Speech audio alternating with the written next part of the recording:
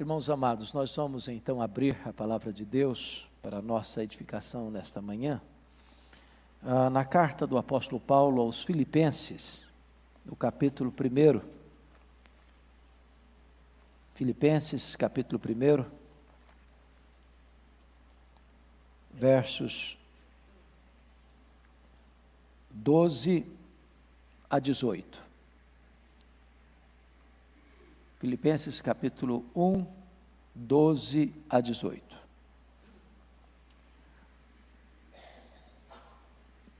O apóstolo Paulo escreve: Quero ainda, irmãos, cientificar-vos de que as coisas que me aconteceram têm antes contribuído para o progresso do Evangelho, de maneira que as minhas cadeias em Cristo se tornaram conhecidas de toda a guarda pretoriana e de todos os demais. E a maioria dos irmãos, estimulados no Senhor por minhas algemas, ousam falar com mais desassombro a palavra de Deus. Alguns, efetivamente, proclamam a Cristo por inveja e porfia. Outros, porém, o fazem de boa vontade. Estes, por amor, sabendo que estou incumbido da defesa do Evangelho.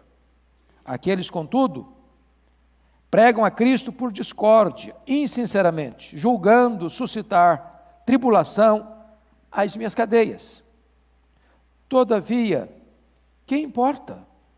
Uma vez que Cristo, de qualquer modo, está sendo pregado, quer por pretexto, quer por verdade, também com isto me regozijo. Sim, sempre me regozijarei. Amém. Eu gostaria de, nesta manhã, conversar um pouco com vocês sobre a sublimidade do Evangelho. O apóstolo Paulo está preso em Roma, depois de realizar 3 viagens missionárias, na província da Galácia, na província da Macedônia e da Caia, e na província da Ásia Menor. E agora, preso em Roma, na sua primeira prisão, ele escreve esta carta para agradecer àquela igreja pela sua parceria com ele, no seu trabalho itinerante, no seu trabalho de plantação de igrejas. No capítulo 1 desta carta, Paulo falou sobre a supremacia de Cristo.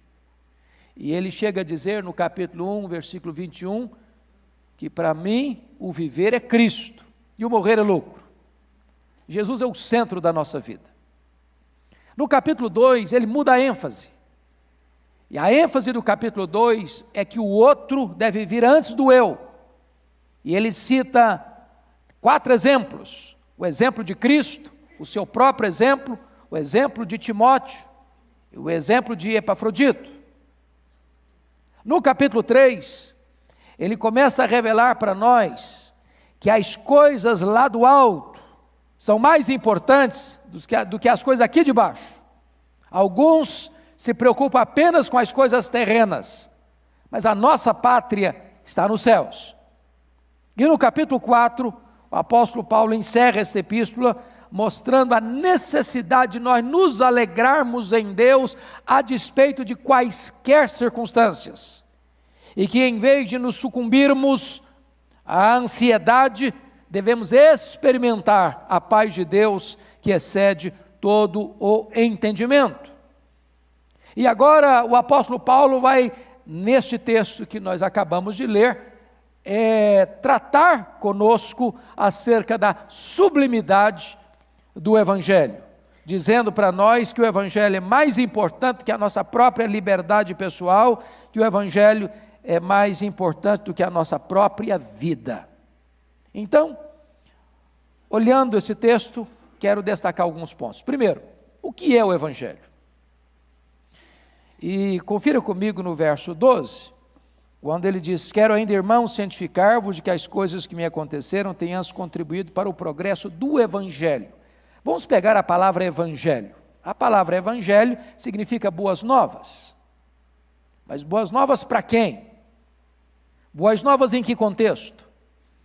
E vamos então entender que as boas novas é a grande mensagem de Deus para um mundo ferido, para um mundo doente, para um mundo escravizado, para um mundo onde reina o desespero, a tristeza, a dor, a desesperança, para um mundo marcado por tantas coisas horríveis que o diabo tem posto sobre as pessoas, a escravidão, o vício, as mazelas, a depravação moral. Neste mundo mergulhado nesse caudal de desespero, o Evangelho traz uma boa notícia, traz uma boa nova, a boa nova de que Deus existe, a boa nova de que Ele enviou o Seu Filho como nosso Salvador, a boa nova de que há perdão para os nossos pecados, a boa nova de que há libertação para a nossa escravidão, a boa nova de que há vida eterna para aqueles que estão mortos nos seus delitos e pecados. Então o Evangelho é a grande boa notícia para o homem pecador.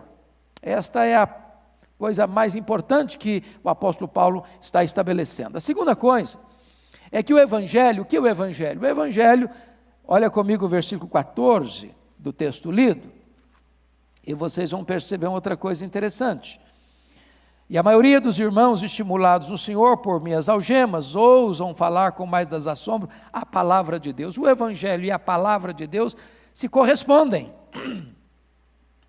O Evangelho nada mais é do que a apresentação para nós da palavra de Deus, da revelação pessoal de Deus, da vontade expressa de Deus, do projeto de Deus, do propósito de Deus para a sua vida. Esta palavra, a palavra de Deus, que é inerrante, que é infalível, que é suficiente, que é poderosa, que tem vida em si mesma, que age por si mesma, que opera pelo poder do Espírito Santo para transformar pessoas, tirando-as das trevas para a luz, da escravidão para a liberdade, da morte para a vida.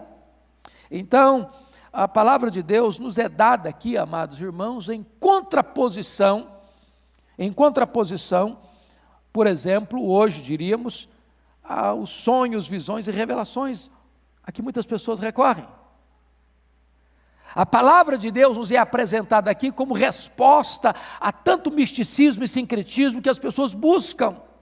O Evangelho não é aquilo que o homem inventa, não é aquilo que o homem cria, não é aquilo que o homem elabora. O Evangelho é a própria revelação de Deus, a sua palavra, a vontade expressa de Deus para o nosso coração. Esta palavra é preciosa. Deixa eu lhes dar um exemplo disso ao reverendo Ronaldo de Almeida Lidório, numa das suas mensagens lá em Vitória, e ele relata também isso num dos seus livros, conta que ensinando a Bíblia para as pessoas das mais diferentes tribos que vinham para Coni, onde ele morava, para ensinar a palavra de Deus. Ele passou durante uma semana toda ensinando algumas pessoas que vieram de outras tribos. E ao final, ele deu 3 textos para serem memorizados. E então, a uma mulher que veio 3 dias a pé de caminhada da sua aldeia para onde ele estava, ao retornar para sua aldeia, ao chegar praticamente em casa, esqueceu um dos versículos que ela havia memorizado. Ela havia memorizado 3, e ela retorna a Coni, 3 dias a pé. E quando o pastor Ronaldo a viu, disse: mas por que a senhora voltou? E ela respondeu: eu esqueci um dos versículos. E o pastor disse: mas a senhora não precisava ter voltado por isso? E ela respondeu: a palavra de Deus é muito preciosa para ficar perdida pelo caminho. A palavra de Deus é preciosa. Ela é a essência da revelação do Evangelho. Terceiro lugar, irmãos, o Evangelho está relacionado à revelação da pessoa de Jesus Cristo. Olha comigo o verso 18. Todavia, que importa, uma vez que Cristo de qualquer modo está sendo pregado. O Evangelho é centralizado, é resumido na pessoa de Cristo. Nós não temos outro evangelho para pregar a não ser o evangelho de Cristo. Nós não temos outro assunto para pregar a não ser Cristo. Nós não temos outro tema a abordar a não ser Cristo. Ele é o Filho de Deus, Ele é a porta do céu, Ele é o caminho que nos leva ao Pai, Ele é a verdade, Ele é a vida, Ele é a nossa esperança, Ele é a nossa justiça, Ele é a alegria da nossa alma, Ele é a nossa paz, Ele é a razão da nossa vida. Não há nenhum outro nome dado entre os homens pelo qual importa que sejamos salvos, não há nenhum outro mediador entre você e Deus a não ser Ele. Então o Evangelho está centrado na pessoa de Jesus Cristo nosso Senhor. Ele é o mensageiro e Ele é a mensagem, Ele é o sacrifício e Ele é o sacerdote, Ele é o servo e Ele é o Rei dos reis, Ele é o nosso glorioso Redentor, e isto é o Evangelho. Mas agora tem um segundo ponto que eu quero destacar com vocês. O que é que eu posso fazer pelo Evangelho? Agora é uma questão de comprometimento. O que é que eu posso fazer pelo Evangelho? Vamos ver. Em primeiro lugar, eu posso alegrar-me no Evangelho, mesmo quando a providência de Deus me leve a sofrer por este Evangelho. Olha comigo novamente o verso 12. Quero ainda, irmãos, cientificar-vos de que as coisas que me aconteceram têm antes contribuído para o progresso do Evangelho. Nós cantamos agora há pouco que Deus é soberano, e é mesmo, Meus irmãos, o Brasil não está à solta, ao léu, ladeira abaixo. Por pior que seja a crise do Brasil e do mundo, tudo está nas mãos do Deus Todo-Poderoso, ou para trazer-nos livramento, ou para trazer-nos disciplina.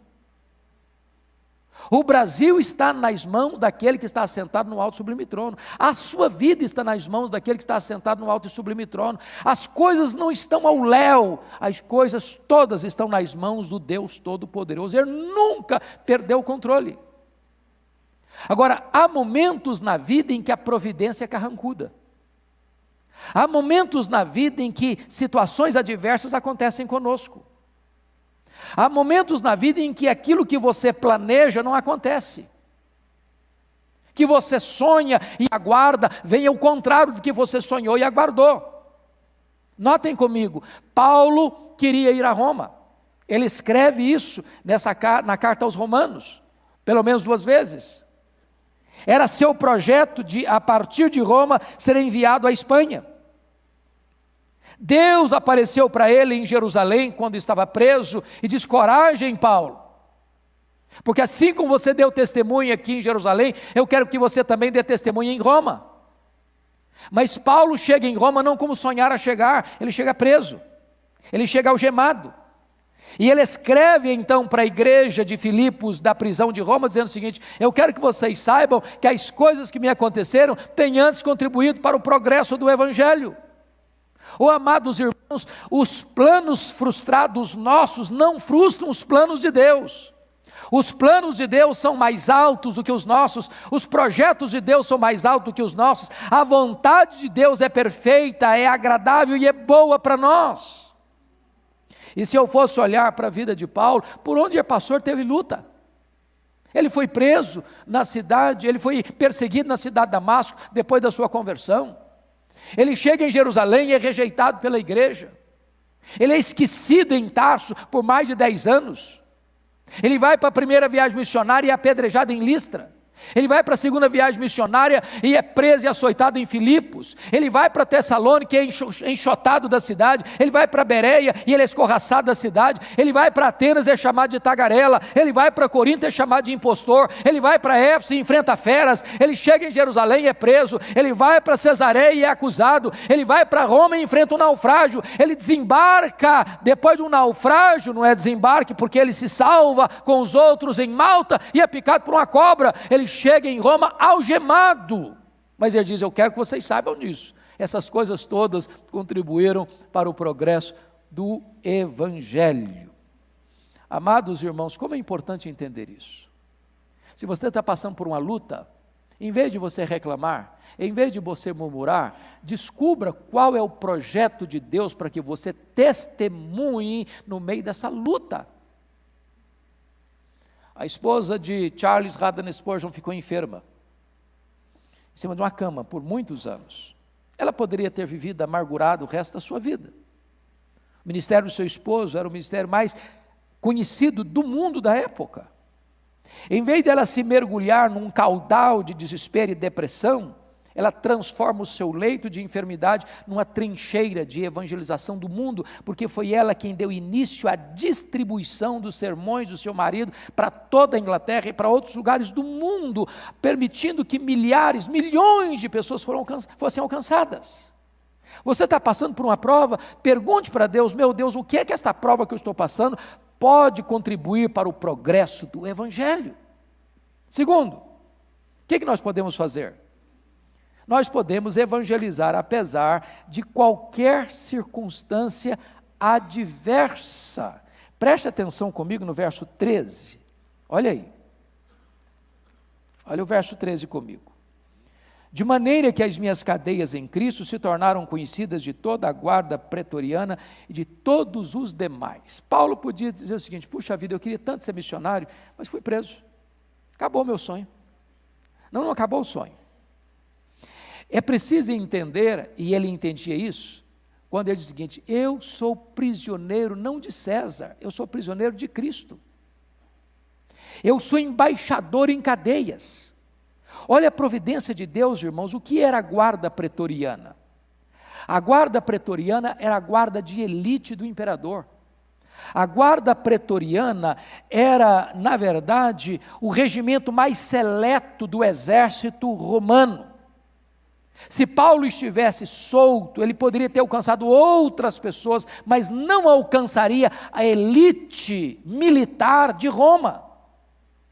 A guarda pretoriana eram 16 mil soldados de escol, da mais alta patente, e Paulo, como prisioneiro de César e cidadão romano, ele tinha ao seu lado alguém algemado com ele 24 horas por dia, e então em 3 turnos por dia, durante 2 anos, em revezamento, ele então testemunha, ele prega para toda a guarda pretoriana e os demais do segundo escalão da ordem militar de Roma, de tal maneira que nesses 2 anos, ele transformou-se no maior evangelista da casa de César.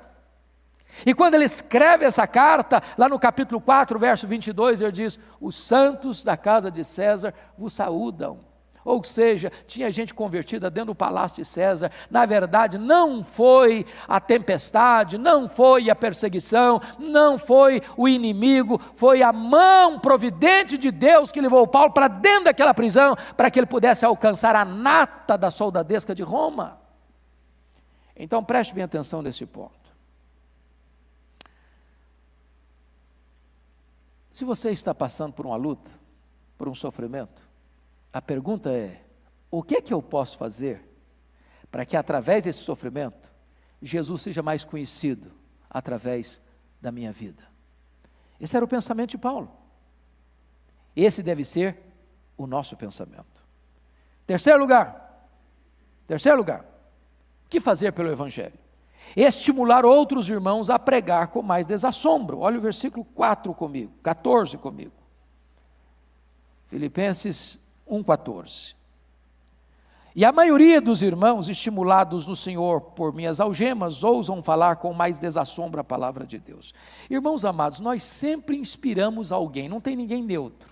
Ou você inspira para o bem, ou você inspira para o mal.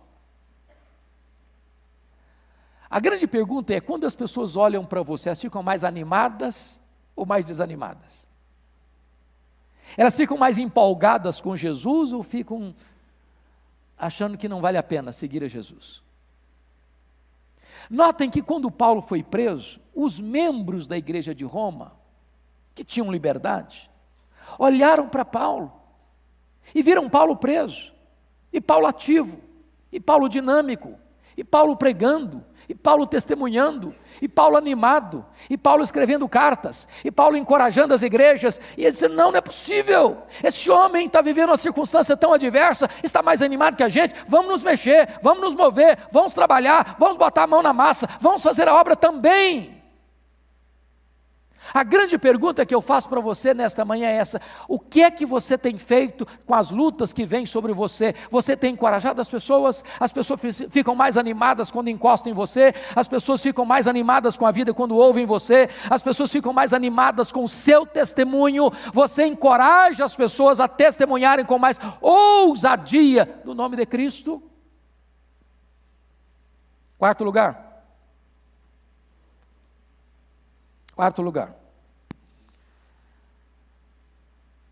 O que você precisa fazer pelo Evangelho? Você não pode azedar o coração por causa da competição. Vocês acham que tem competição entre as igrejas hoje? Vocês acham que tem pastor hoje que prega assim, querendo atrair fama só para o seu nome? Esse negócio não é novo não, isso é antigo. Veja comigo, por favor, os versículos 15 a 18 aí. Olha o que Paulo escreve, Filipenses 1, 15 a 18. Alguns, efetivamente, proclamam a Cristo por inveja e porfia. Outros, porém, o fazem de boa vontade. Estes por amor, sabendo que estou incumbido da defesa do Evangelho. Aqueles, contudo, pregam a Cristo por discórdia, insinceramente, julgando suscitar tribulação às minhas cadeias. Todavia, que importa? Uma vez que Cristo, de qualquer modo, está sendo pregado, quer por pretexto, quer por verdade, também com isso me regozijo, sim, sempre me regozijarei. Preste bem atenção aqui, irmãos. Nós temos que entender bem esse versículo para não chegarmos a uma conclusão perigosa e equivocada. Tem muita gente que diz assim: bom, já está sendo pregado? Tem heresia? Tem falsa doutrina? Mas tá bom, Jesus está sendo pregado. Não, Paulo não está falando isso não. Paulo não está se alegrando aqui porque tem gente pregando uma meia verdade, e no meio dessa verdade tem heresia embutida. Não, ele não está se alegrando com isso. Se você ler tanto esta carta, quanto as demais cartas do apóstolo Paulo, olha capítulo 3, versículo 2 comigo, ele diz assim: acautelai-vos dos cães, acautelai-vos dos maus obreiros, acautelai-vos da falsa circuncisão. Ele denuncia a heresia, ele não suporta o erro doutrinário. Agora, o que Paulo está argumentando com você e comigo, é que tem muita gente, embora pregando a verdadeira mensagem, está pregando essa mensagem com motivação errada. Tem muita gente pregando o Evangelho, mas para ganhar notoriedade, para que a sua igreja seja a igreja mais vista, para que a sua denominação seja mais poderosa, para que a placa da sua igreja seja mais famosa, para que o seu grupo seja o mais reconhecido. Embora pregando a mensagem certa, a motivação não está certa, a motivação não é boa. Então preste bem atenção nisso.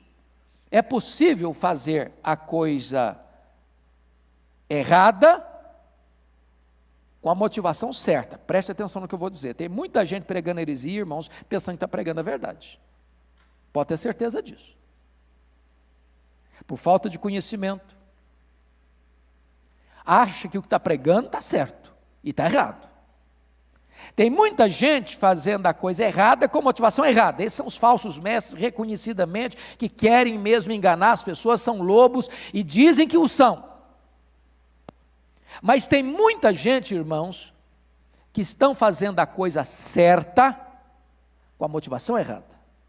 Ou seja, estão pregando o Evangelho, mas a motivação não é boa. Qual o nosso papel? É fazer a coisa certa, com a motivação certa. É pregar o Evangelho, não querendo receber os louros, não querendo receber os aplausos dos homens, mas tributando a Deus toda a glória, toda a honra, todo o louvor. Agora, preste bem atenção, o que Paulo está dizendo é o seguinte: não deixe seu coração se azedar. Se alguém não está com a motivação boa, não deixe esse negócio afetar o seu coração não, continua fazendo a obra de Deus. Continua pregando sem deixar o seu coração ser contaminado com essa concorrência do mercado religioso.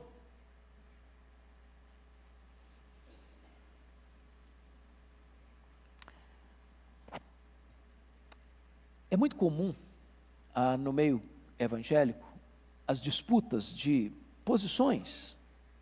Por exemplo, arminianismo versus calvinismo. Está muito badalado aí essa tensão. E eu queria evocar para vocês um exemplo da história, de dois homens de Deus que eram amigos, que eram parceiros na obra de Deus, no século XVIII, John Wesley e George Whitefield, um de linha arminiana, outro de linha calvinista. E então, um dia chegaram para George Whitefield, querendo tirar uma casquinha, querendo jogar um contra o outro, e perguntaram assim: George Whitefield, o que você acha do John Wesley? E ele respondeu: eu acho que ele é um homem tão santo, e um homem tão precioso, e um homem tão amado, um homem tão usado por Deus, que eu gostaria que ele pregasse no meu funeral. E de fato, John Wesley pregou no funeral de George Whitefield. Aí outra pessoa, tentando tirar uma casquinha no Wesley, chegou e perguntou: e aí Wesley, você acha que vai encontrar George Whitefield no céu? Você acha que você vai vê-lo lá? Wesley respondeu: não, acho que eu não vou vê-lo. Aí a pessoa se encheu de alegria por dentro, porque a provocação dele tinha alcançado o propósito, segundo ele tinha pensado. Ah, é? Quer dizer que então você não vai vê-lo? Não, eu falei: não, eu não vou vê-lo não. Sabe por quê? Ele vai estar tão perto de Deus que eu não vou conseguir chegar perto dele. É possível, amados irmãos, nós não podemos entrar numa guerra santa de posicionamentos na igreja de Deus. Nós não podemos permitir que a disputa seja a nossa bandeira. A nossa bandeira é o Evangelho. E desde que o Evangelho esteja sendo pregado, diz Paulo, com isso eu me regozijarei. O que você deve fazer pelo Evangelho? Último lugar, você deve defender o Evangelho. Olha o versículo 16 comigo. Versículo 16. Estes por amor, sabendo que estou incumbido da defesa do Evangelho. Preste bem atenção aqui, amados irmãos, que Paulo não era apenas um evangelista, Paulo era também um apologista, Paulo era um defensor do Evangelho. Mas há um contraponto que eu quero levantar aqui. Hoje, muitas vezes, nós somos mais treinados em defender o Evangelho do que proclamar o Evangelho. É triste isso. Quando nós achamos que a nossa principal missão é defender o Evangelho em vez de pregá-lo. E eu gosto de uma frase de Charles Haddon Spurgeon. Ele diz o seguinte: o Evangelho é como um leão. Um leão. Você não precisa defender um leão, basta soltá-lo. Basta soltá-lo. Nós estamos formando muito mais apologistas do que pregadores.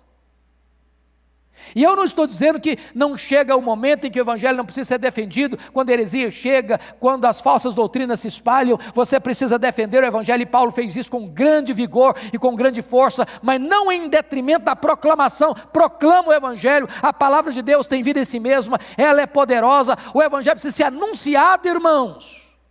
Não há crescimento da igreja sem proclamação do Evangelho, porque não há colheita sem semeadura.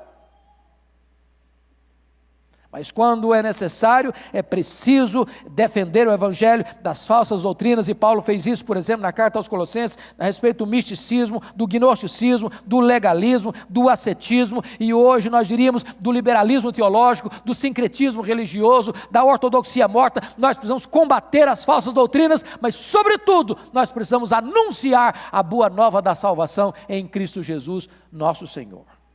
Eu quero encerrar só fazendo uma síntese de como pregar o Evangelho. Paulo nos dá 4 dicas aí. Primeiro, olha comigo, versículo 14. Nós precisamos pregar o Evangelho com desassombro. Desassombro.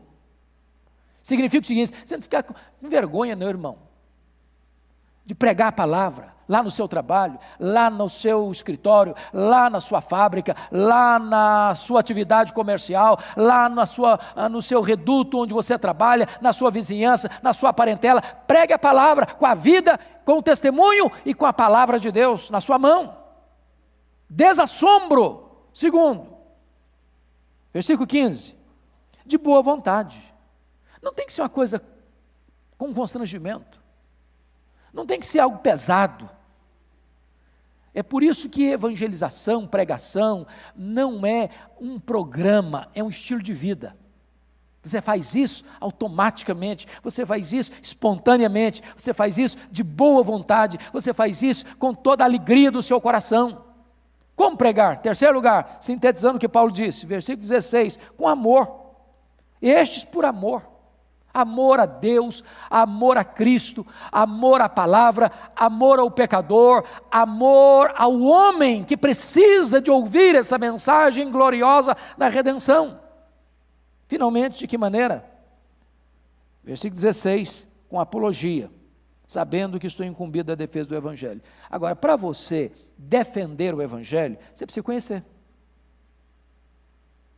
Precisa conhecer. Porque se você não conhece, ao ouvir uma heresia, você não vai nem saber se é heresia ou não. Segundo, para você defender o Evangelho, você precisa conhecer esse Evangelho, porque senão você vai passar vergonha. Então, amados, o apóstolo Pedro disse que você precisa dar razão da esperança que há em você. Você precisa ler Bíblia, você precisa estudar. Você não pode ser um crente raso, você não pode ser um crente superficial. Você não pode ler Bíblia apenas quando vem para a igreja. Você não pode se limitar a uma dose alimentar uma vez por semana. Você precisa mergulhar na palavra, conhecer a palavra, estudar a palavra, meditar na palavra, examinar a palavra, internalizar a palavra, memorizar a palavra, para que quando você estiver diante de uma situação, não dá para recorrer a um dicionário, não dá para recorrer a uma concordância bíblica, nem dá para ligar para o seu pastor, você precisa conhecer, para dar razão da esperança que há em você. Eu queria que agora você ficasse em pé e nós vamos orar. A minha pergunta a você é: qual tem sido o seu compromisso com o Evangelho? Que Deus nos ajude, amados, na nossa vida, a viver este Evangelho, a amar este Evangelho, a proclamar este Evangelho, a aproveitar as oportunidades, para sermos uma bênção, onde quer que Deus nos colocar. Não é o lugar que faz você, é você que faz o lugar. Se você está onde está, no seu trabalho, nas suas lides, na sua parentela, Deus colocou você ali para ser um luzeiro, para ser uma testemunha, para anunciar o Evangelho. Receba a nossa gratidão, ó Deus, pela Tua palavra que é boa, que é perfeita, que é agradável, a Tua palavra que é viva, a Tua palavra que é infalível, que é inerrante, que é suficiente, que é poderosa. E nós te pedimos que esta palavra enche o nosso coração, e que do nosso coração cheio ela transborde para os nossos lábios, e nós possamos anunciar a esperança do Evangelho num mundo tão marcado de desespero. Alegra o coração da tua igreja, move, inclina o coração da tua igreja, para que esta igreja seja um exército de testemunhas, que esta igreja seja um exército de missionários, que esta igreja seja uma agência do teu reino na terra, que esta igreja irradie a sua luz, a luz de Cristo para esta cidade, para esse estado, para esta nação e para o mundo inteiro. Em nome de Jesus. Amém.